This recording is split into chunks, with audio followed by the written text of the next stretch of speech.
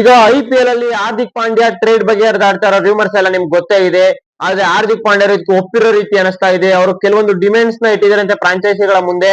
ಆ ಡಿಮ್ಯಾಂಡ್ಸ್ ಏನು ನನ್ನ ಪೂರ್ತಿ ತಿಳ್ಕೊಳ್ಳೋಣ. ಅದಕ್ಕೂ ಮುಂಚೆ ಯಾರು ನನ್ನ ಚಾನಲ್ ಸಬ್ಸ್ಕ್ರೈಬ್ ಆಗಿಲ್ಲ ಪಟ್ಪಟ್ ಅಂತ ಸಬ್ಸ್ಕ್ರೈಬ್ ಮಾಡ್ಕೊಳ್ಳಿ. ಹಾಗೆ ವಿಡಿಯೋ ಲೈಕ್ ಮಾಡಿ, ಹಾಗೆ ವಿಡಿಯೋ ನಿಮ್ಮ ಫ್ರೆಂಡ್ಸ್ ಕೂಡ ಶೇರ್ ಮಾಡಿ. ಹಾರ್ದಿಕ್ ಪಾಂಡ್ಯ ಇಟ್ಟಿರೋ ಡಿಮ್ಯಾಂಡ್ಸ್ ಏನು ಅಂತ ನೋಡೋಣ ಬನ್ನಿ. ಮೊದಲಿಗೆ ಹಾರ್ದಿಕ್ ಪಾಂಡ್ಯ ಅವರು ಮುಂಬೈ ಇಂಡಿಯನ್ಸ್ ನ ಬಿಡಕ್ಕೆ ಈ ಸಲ ರೆಡಿ ಆಗವ್ರಂತೆ. ಕಳೆದ 3 ಸೀಸನ್ ಇಂದ ಕೂಡ ಮುಂಬೈ ಇಂಡಿಯನ್ಸ್ ಅವರು ಹಾರ್ದಿಕ್ ಪಾಂಡ್ಯಗೆ ಕೊಡ್ಬೇಕಾಗಿರೋ ರೆಸ್ಪೆಕ್ಟ್ ಕೊಡ್ತಾ ಇಲ್ವಂತೆ.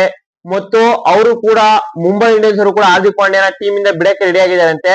ಇದರಿಂದ ಬೇರೆ ಟೀಮ್ಗಳು ಇವ್ರನ್ನ ಟ್ರೇಡ್ ಮಾಡ್ಕೊಂಡ್ಬಿಡೋಣ, ಆಕ್ಷನ್ ಗೆ ಬಿಡೋದೇ ಬೇಡ. ಈಗ ಇವರ ಪ್ರೈಸ್ ವ್ಯಾಲ್ಯೂ 16 ಕೋಟಿ ಸಮಥಿಂಗ್ ಇದೆ. ಇನ್ನು ಆಕ್ಷನ್ ಗೆ ಬಿಟ್ರೆ ಇವರು 20 ಕೋಟಿ 25 ಕೋಟಿ ಗಂಟ ಹೋಗೋ ಚಾನ್ಸಸ್ ಇರುತ್ತೆ.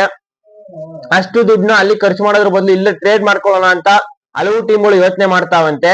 ಆ ಟೀಮ್ಗಳಲ್ಲಿ RCB ಮತ್ತು SRH ನ ಬಿಟ್ಟು ಉಳಿದಂತ 7 ಟೀಮ್ಗಳು ಕೂಡ ಈ ಟ್ರೇಡ್ ಮಾಡ್ಕೊಬೇಕು ಅಂತ ಅನ್ಕೋತಾ ಇದಾವಂತೆ. ಇನ್ನು ಈ ಟ್ರೇಡ್ ನ ಮಾಡ್ಕೊಳ್ಳೋಕೆ ಮುಂಚೂಣಿಲಿರುವಂತ ಟೀಮ್ಗಳು ಯಾವಪ್ಪ ಅಂದ್ರೆ CSK, ರಾಜಸ್ಥಾನ್, KKR ಮತ್ತು ಲಕ್ನೋ. ಈ 4 ತಂಡಗಳಂತೂ ನಮ್ಗೆ ಬೇಕೇ ಬೇಕು ಹಾರ್ದಿಕ್ ಪಾಂಡ್ಯ ಅನ್ನೋ ರೀತಿ ಮುಂಬೈ ಇಂಡಿಯನ್ಸ್ ಅವ್ರನ್ನ ಅಪ್ರೋಚ್ ಮಾಡ್ತಾ ಇದಾರಂತೆ.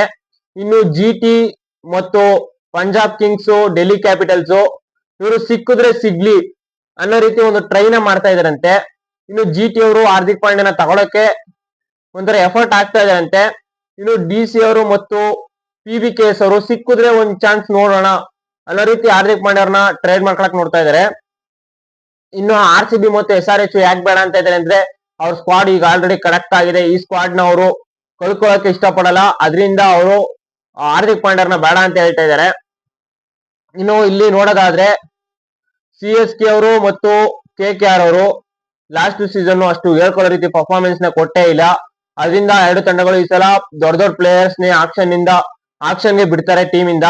ಅದಕ್ಕೋಸ್ಕರ ಹಾರ್ದಿಕ್ ಪಾಂಡ್ಯರ್ನ ಟ್ರೇಡ್ ಮಾಡ್ಕೊಳ್ಳೋಣ ಜಾಗಕ್ಕೆ ಅನ್ನೋ ರೀತಿ ಯೋಚನೆ ಮಾಡ್ತಾ ಇದಾರೆ.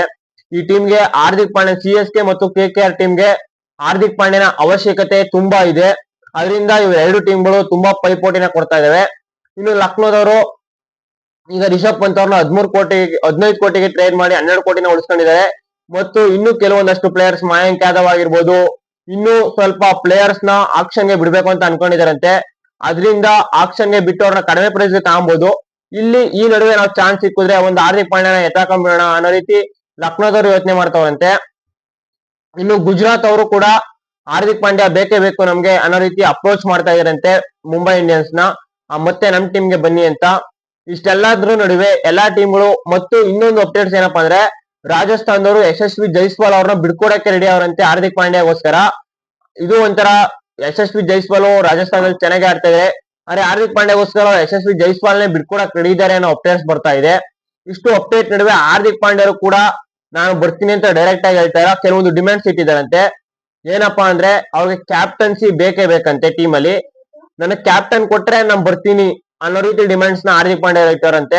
ಈ ಡಿಮ್ಯಾಂಡ್ಸ್ ಗೆ ಹಲವು ಫ್ರಾಂಚೈಸಿಗಳು ಒಪ್ಕೊಂಡಿದ್ದಾವೆ.